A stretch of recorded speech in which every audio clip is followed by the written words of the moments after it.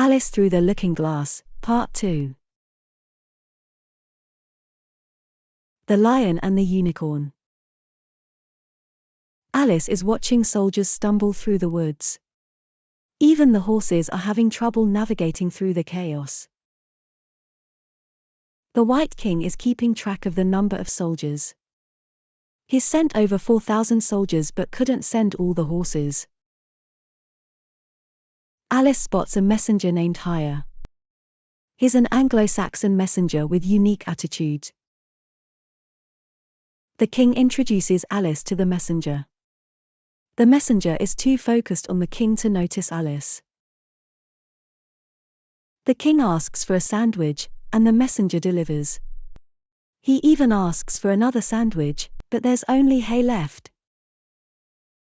The lion and unicorn were so evenly matched that they couldn't win the fight for the crown. Sometimes, conflicts are not easily resolved. But, when she met the unicorn, they talked and shared their perspectives. Communication is key to understanding each other. The lion and unicorn argued about who would win the fight for the crown. Arguments can escalate if not resolved. But, when the looking glass cake kept joining back together, they worked together to solve the problem. Collaboration can lead to creative solutions. The drums were so loud that Alice couldn't hear herself think. Sometimes, conflicts can escalate and become chaotic. But, the king explained that the rabbits were drumming the lion and unicorn out of town. Conflict resolution can sometimes mean compromise. The Lion and the Unicorn. Alice found herself alone and surrounded by trees. She was about to go looking for her friends when a red knight galloped up and claimed her as his prisoner. Just as the red knight was about to take Alice away, a white knight appeared and challenged him to a fight. The knights fought for a while, but eventually both fell off their horses.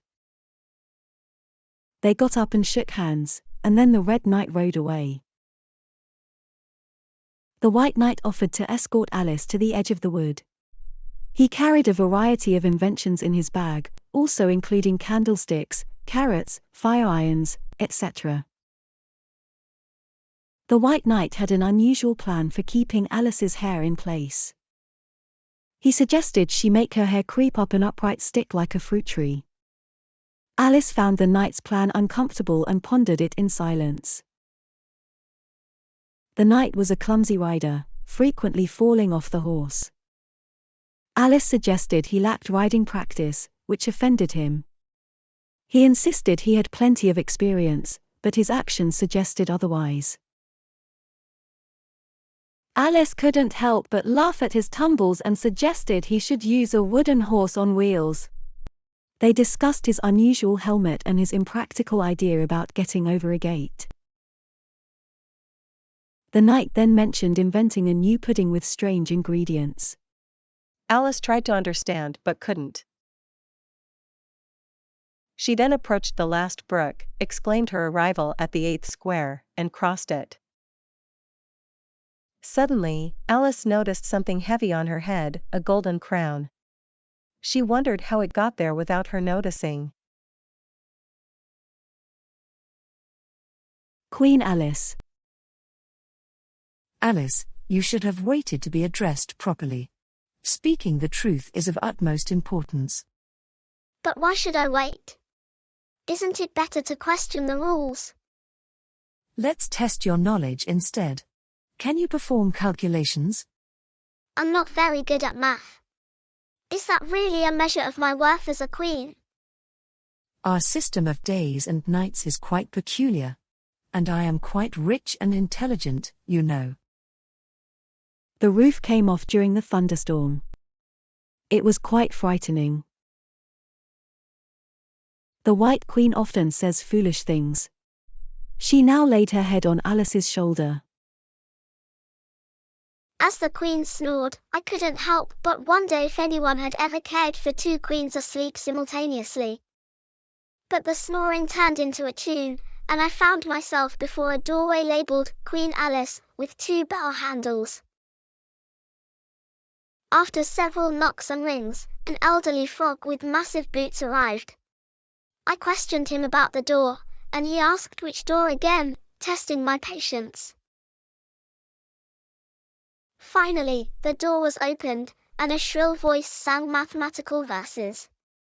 I noticed various guests at the long table, including animals, birds, and even flowers. Alice grabbed the Red Queen, who had turned into a tiny doll, and vowed to shake her into a kitten. Shaking. She took her off the table as she spoke, and shook her backwards and forwards with all her might. The Red Queen made no resistance whatever, only her face grew very small, and her eyes got large and green.